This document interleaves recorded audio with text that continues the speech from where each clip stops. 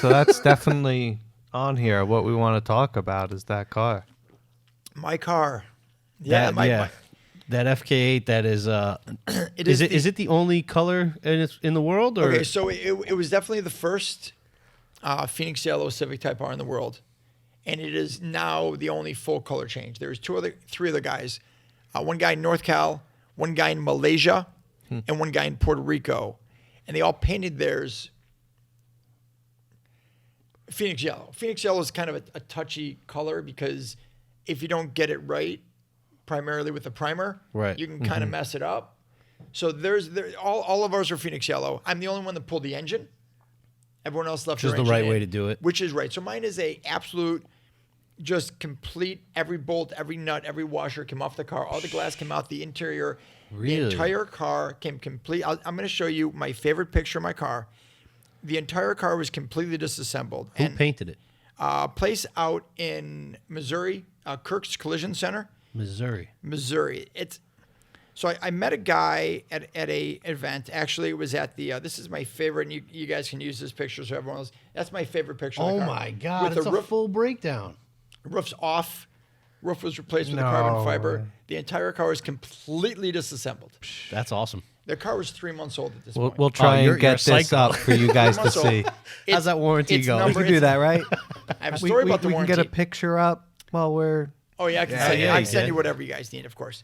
I had a. That's an immediate voided warranty, in my opinion. So that's what pretty much everyone said. And I'm not changing anything. I'm going with that for sure. And I would never say, Honda, you have to cover something that is broke or stripped, because I completely took everything out of the car. Yeah. Mm-hmm. Well, I had a small oil leak from the turbo inlet. The turbo inlet tube was leaking a little bit of oil. And I didn't know what it was. I just smelled it. I smelled it smoking. I saw it in the LED headlights at night, and I was like, man, something's wrong. So I bring it to a dealership. They look at it. They're like, okay, so this turbo inlet pipe is leaking a little bit. You need the new pipe. You need this. You need this. It's like $550 or something, right? Okay. Not going to kill you. Not going to kill me. I said, did you call Honda to see if it's covered under warranty?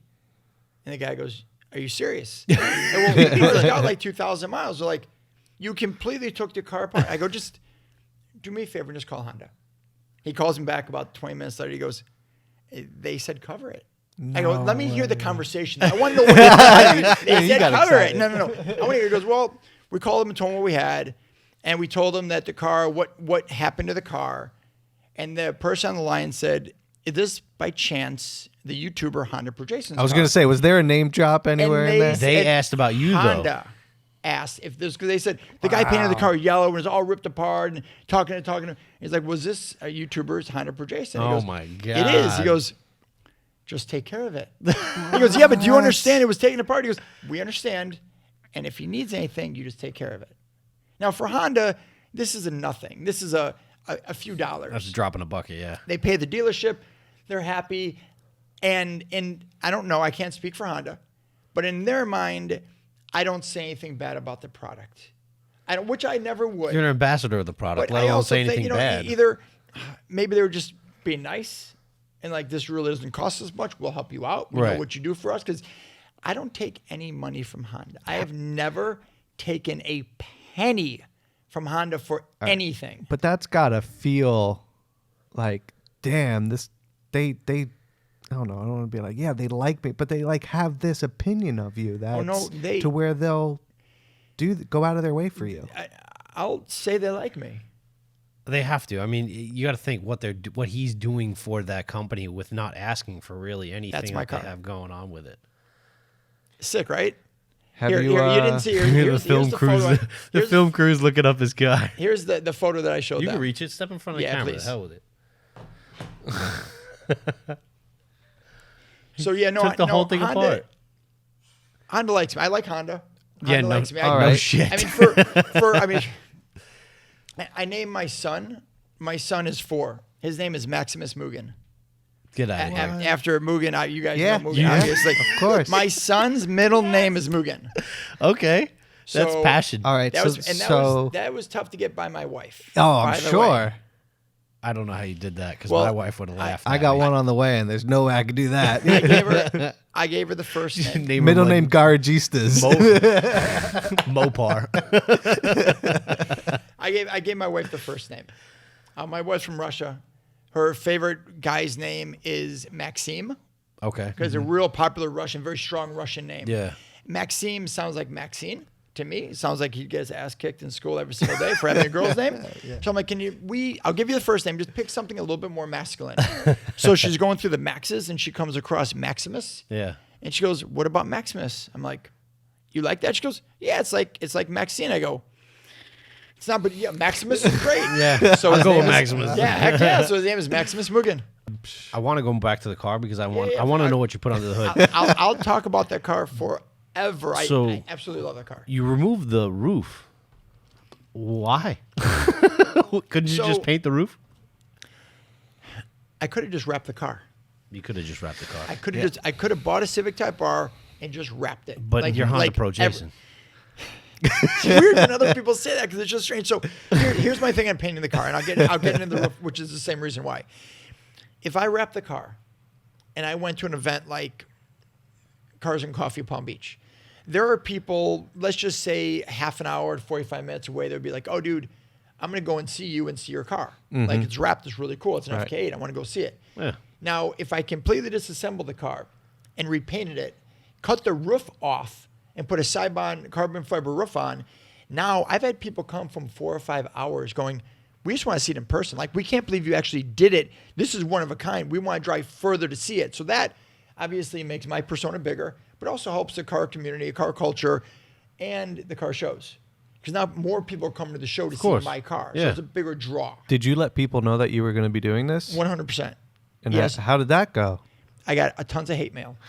I got hate mail. I got hate email. I had people like almost threatening like my security and my family. You're like, oh my goodness. Yeah. If we see you, we're gonna hurt you. I don't understand. Like, that's for me. Like, people love Honda. People love Honda. You didn't have the first one, did you? First FK8 in America? No. The first FK8 is sitting in a dealership in Michigan. It's blue. It's serial number 00001. So if it was that one, I'd be like, all right, don't cut the roof off that one. And I wouldn't cut the roof off that one. which is the reason why I chose not to get a championship white. Really? Because I wasn't going to take away a championship white from the world. Okay. There's only so many. So you selected one that was kind of a normal. Did you have plans of doing the paint before you bought the car? Yes. Oh, you already knew what you wanted. Oh, I knew exactly. I decided to buy a car. But before I bought the car, I wanted to make as big of a production as possible. Okay. So I contacted Honda of the UK in Swindon. I said, hey, listen, I want to come out. I want to film my car being built in your facility in the UK. And they said, yeah, that's not going to happen. I go, well, why not? Like, no one's ever done it. We don't even allow people to take photos in there. I'm like, well, let me explain. I explained who I was, and they knew. I'm like, here's the deal. And this is on like a 2 or 3 month talking back and forth. I go, every picture, every photo, every snapshot, every video, every clip, I'm going to give it to you first before I show anyone else in the world. Okay. Right. So and they said, okay, cool. We're down. So I flew in there with the film crew. Bro. And I filmed my car being built in the factory right out of paint as a skeleton all the way through. Stupid. It was like watching a baby being born. Right? And I flew to New York and I picked it up at a dealership in Schenectady. And okay, so I take the car from there. Yeah. I drive that car to an IBOC meet in Ohio, the first IBOC Midwest in Ohio. I got them springs on my car right now. IBOC's awesome, by the way, and their meets are amazing. If you ever have a chance to go, their meets are outstanding. Their meets are basically a thank you to everyone that supports them. That's cool. It's really, really, and then the cars that are out there. California is the best. Florida has really good ones. They do one in Orlando coming up. You should really go. I think you'd love it. All right. And if you guys want, I can talk to the organizers and see if you guys want to pod there. Hell yeah. That'd be awesome. We figure something out for sure. Yeah. So I bring it down there and I call Ryan, one of the guys that runs it. And I'm like, hey, Ryan, I have an idea. I just bought this FK8. He goes, yeah, we know. We're excited to have it. It'll be the only one here. He goes, I'd like to bring some permanent silver markers and have everyone initial and autograph the car. He goes, I'm sorry? I go, I want everyone to write on my car with permanent marker. He goes, why? I go, I'm painting it.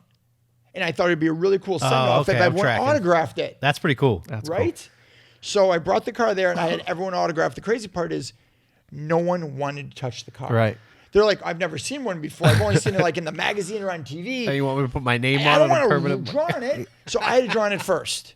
So I drawn it first. After I drawn it, there were about 1,500 people that it was unbelievable. And that's so cool. It was awesome. And it looked great. So I took it from there. About a week or two later, drove it right out to Kirk's Collision Center where they had it for about 8 months, completely ripped the car apart and rebuilt everything on the car. From there, the day it was completed, it went to detail. No test drive, no shakedown, no nothing. Me and the owner, Kyle, drove the car from Missouri up to Toronto for an event, for a car event, straight up there. Bro. It was in, the car was just perfect, living life by the on way. the edge, left and right. It was pretty awesome. The drive Have you was done amazing. any mods to it, like performance I've done mods? a ton of mods. So I started, so first mod, there is a picture and you guys can see this Holy here. shit. Yeah, that's like one side. And the roof is done, the hood is done, the bumpers are done, and the back's done. Try to see if I know any of these names. It's all Ohio people. It's pretty crazy. That's so cool. So yeah, so Honda is done on the car, which was, I think, one of the first things I did as far as like, people always ask me like, so what mods have you done? I go, besides the paint and the carbon roof, like that's what a more mod. do I have Like, to I mean, do? like, dude, like I just modified everything on the car. Right. That's awesome. Right. So the steering wheel's suede steering wheel, suede shifter boot. Oh yeah. Honda's computer. Now I'm running an ethanol blend. Okay. So it's a 40% ethanol, which is amazing. All right. Honda is about to put in their new injector system, their new fuel system. I shouldn't say injector, the new fuel system. So that's going to put me right over 500 horse to the wheels. Wow. And that's going to be to the front wheels. I have a system I'm picking up in California. A company developed about a year and a half ago, a company called Orbis. No. They're rear wheel electric hub assemblies that'll make the car all-wheel drive. Oh, no. That there are 75 horsepower a wheel. What? So For real? For real. No way. My car was at SEMA 2 years ago, and then last year. 2 years ago, it had the electric wheels on it. I haven't driven it with the electric wheels. Road and Track drove it, and they said it was insane. Really? Yeah, so it just, I mean, it makes the car all-wheel drive. So that's going to go on the car. Holy shit. Wheels, no suspension other than Spoon Sports. Rigid collars are done. Okay. There's, which, by the way, are you familiar with the rigid collar setup or kind of what they do? No. Tell me. I had no clue. Honestly, I had no clue what the heck a rigid collar was or what it does. So when your frame bolts up to your subframe, they have bolts that go through, right? Right. Mm-hmm. But the holes, if you've ever seen it, the holes for the bolts are, let's just say, like an inch to an inch and a half, and the bolt's only like a half an inch. Right. So there's that room that it can move. So they tighten it up, but there's still some room where the frame, the subframe can move. Right. The rigid collar is like a washer that goes in there that gets rid of that gap. So when the bolt goes through, it goes through solid, and there's no room to move at all. The reason the motion's there is for manufacturing.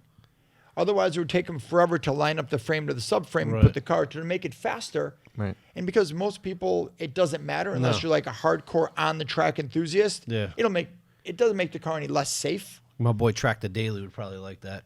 It makes a huge difference. I notice it as soon as I put it on the car. So those are done. Wow.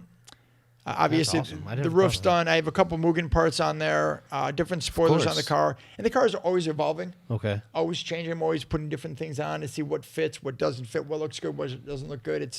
I call it, the name of the car is Experiment 891. The badge number is 891. Yeah, I was going to say where that I was like, comes usually color code, badge number, something like that. Well, the color code for Phoenix Yellow is, wow. Ooh. Wow, 056. Yeah, 056. Okay. I love that you know that. By the So way. I want to make sure that's right. Yeah, I'm sure it's right. There's 800 things going through my mind right now. So, yeah, 056. So because, and he's looking up just to make sure, because there was no Phoenix Yellow for my year, I legally or possibly not so legally made a new VIN tag for my car. Of course, you're right, by the way. Okay, good. So my VIN tag on, because I replaced all the stickers in my car. I wanted my car to look like it came from the factory. Okay. All stickers are replaced. The only sticker you can't replace is the VIN sticker in the door jamb. Right. So I had a special one made, and I changed the color code to, I'm sorry, Y56. That's why. That's why. I knew something was missing. The color code, 56. the color code is now HPJ Y56. Honda Pro Jason Y56. So it's 100% my car. Like, that's pretty cool. Built, which is awesome.